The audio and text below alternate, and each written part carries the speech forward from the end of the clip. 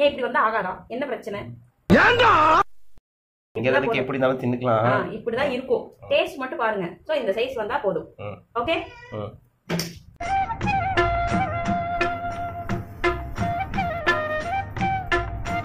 So இந்த ஆலு புரோட்டால ஒரு கஷ்டமான விஷயம் என்னன்னா, ஃபர்ஸ்ட் டைம் நான் ஆலு புரோட்டா பண்ணும்போது அந்த ஸ்டஃபிங் வந்து வெளியே வந்துச்சு.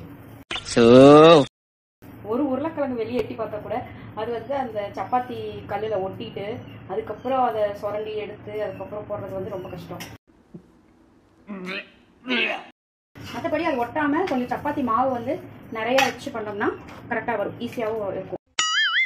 இதில் வந்து பட்டர் போட்டுக்கலாம், ஆயிலும் போட்டுக்கலாம். பட் ஆல்வேஸ் பட்டர் வந்து கொஞ்சம் ரிச்சாக இருக்கும் டேஸ்ட். ஸோ இப்படி நல்லா அமுத்தி விட்டோம்னா அங்கங்கே இப்படி கொட்டுன்னு தூக்கும். ஸோ இந்த மாதிரி ஃபுல்லாக ஃப்ளஃபியாக வந்துச்சுன்னா நம்ம ஆப்ரேஷன் சக்ஸஸ்.